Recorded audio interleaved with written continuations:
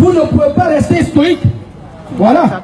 Je suis venu ici pour dire que plus le temps passe, plus nous gagnons notre combat. Aujourd'hui, vous avez les phénomènes des réseaux sociaux qui nous permettent, en ce moment où nous parlons, dans les villages les plus reculés de l'Afrique, de passer un message à nos frères. Et ce message-là, il est très clair.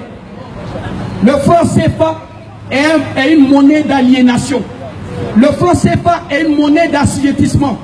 Le franc CFA est une monnaie qui ne permet pas l'épanouissement. Et aujourd'hui, si nous sommes là, c'est pour dénoncer cette monnaie de forfaiture. Nous sommes là pour dire non. Nous sommes là pour dire notre indignation. Et cette indignation, elle est due à quoi?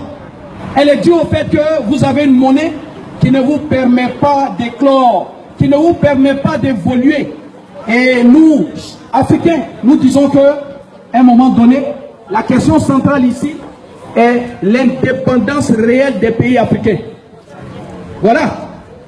Vous aurez compris avec moi que de façon contagieuse, tous les pays d'Afrique francophone ont eu leur indépendance en 1960. Ça devait vous amener à des réflexions. Pourquoi une indépendance qui doit être acquise subitement est acquise la même année? Pourquoi une indépendance qui doit être acquise subitement est acquise dans la période estivale? Celui qui n'a pas son indépendance en juillet a son indépendance en août. Celui qui n'a pas son indépendance en août a son indépendance en septembre. Pourquoi cette indépendance n'a pas eu lieu en automne, en hiver? Pourquoi chacun n'a pas eu son indépendance en fonction de son année? Ça veut dire que c'est une supercherie. Ça veut dire que cette indépendance est une orchestration. Ça veut dire que cette indépendance est folklorique. Et donc, chaque fois que je m'adresse à la jeunesse africaine, je leur dis, vous ne pouvez pas être jeune et dire que vous êtes un fouettiste. Vous ne pouvez pas être jeune et dire que vous faites partie des personnes qui adulent ceux qui nous ont mis aujourd'hui dans ce bourbier. Et nous avons un devoir, ce devoir-là de couper les chaînes une bonne fois pour toutes. La France est libérée de l'occupation nazie. Les Algériens se sont libérés de l'occupation française. Tant que les Ivoiriens, les Sénégalais ne vont pas se libérer de l'occupation française, nous allons toujours être piétinés. Ça doit être clair dans la tête de tout le monde. Vous ne pouvez pas vous contenter de votre confort personnel. Vous ne pouvez pas vous contenter de votre croissant le matin. Vous ne pouvez pas vous contenter de vos habitudes nouvelles, des camemberts et autres. Non, nous avons des vestiges. Il est question ici du refus de notre culture. Il est question ici du refus de notre civilisation. Or, force est de constater que l'Afrique est le berceau de l'humanité. Ce n'est pas moi qui l'ai créé chez moi à la maison. C'est eux-mêmes, ces écrivains. Ce sont eux-mêmes, ces historiens occidentaux, qui ont estimé que les ancêtres des hommes venaient d'Afrique. Et à ce titre-là, nous leur demandons simplement beaucoup de respect. Nous leur demandons du respect et nous leur demandons aussi un peu de gratitude. Le contraire de la gratitude, c'est l'ingratitude. Pendant que nous n'avons pas connu nos grands-pères, en ce qui me concerne de façon particulière, il a fait les 2 guerres mondiales. Pendant que celui-ci était dans les tranchées, par temps d'hiver, en train de manger des boîtes de conserve, pour se battre pour une démocratie, la démocratie, la liberté d'une terre qu'il connaissait ni d'Adam et Ève. Oui, j'ai eu cette enfance-là sans grand-père. Et ce grand-père, il est retourné après les guerres.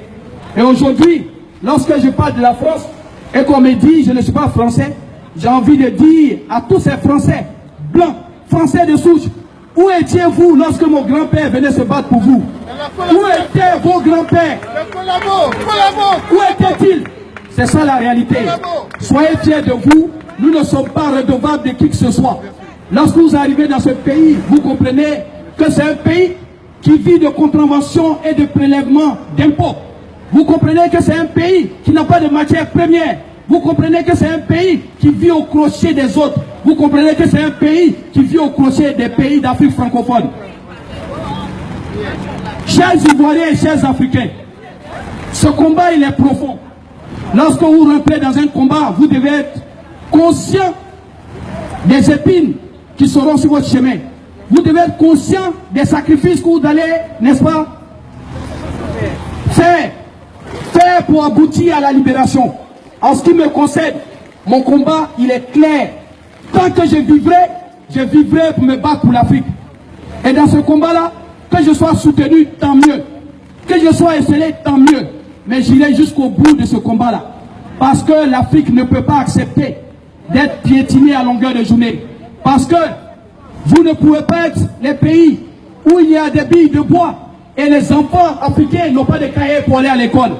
Vous ne pouvez pas avoir du bois à perte de vue et vos enfants n'ont pas de bancs d'école. Vous ne pouvez pas produire du caoutchouc et tout le monde dort sur les nattes. Vous ne pouvez pas avoir de la quinine parce que la quinine, aujourd'hui, lorsqu'on fait des nivaquines, ça vient d'un arbre qu'on appelle la quinine. Et donc, vous ne pouvez pas avoir toutes ces vertus médicinales et être là, stoïque, et les gens vont profiter, n'est-ce pas, de vos richesses. Vous ne pouvez pas être ivoirien, être premier pays producteur de cacao, et les enfants ivoiriens sont incapables, n'est-ce pas, de manger une plaquette de chocolat. Qu'est-ce que nous disons? Qu'est-ce que nous faisons de mal? Nous disons simplement aux Occidentaux, aux Européens, aux Français, de respecter le préambule de la Déclaration universelle des droits de l'homme. Ce préambule dit quoi? Ce préambule dit c'est un droit inaliénable pour tous les peuples de disposer d'eux-mêmes. Et quand on parle des dispositions d'eux-mêmes, ça veut dire l'autonomie de la volonté. Ça veut dire décider pour soi. Ça veut dire l'autonomie de la... Ça veut dire décider pour soi. Aujourd'hui, regardez autour de vous. Est-ce que vos présidents, ces nègres de maison, est-ce qu'ils décident pour vous? Ces négrillons, est-ce qu'ils décident pour vous? Et aujourd'hui, on accuse Kémy Séba d'avoir des propos désobligeants envers certains dirigeants africains. Mais si vous êtes désobligeant, vous ferez forcément l'objet de propos désobligeants. Il n'y a pas de hasard. Si vous vous comportez comme un crabe, vous serez mangé avec beaucoup de bruit. C'était un Black Modo. Merci pour votre utilisation. Merci.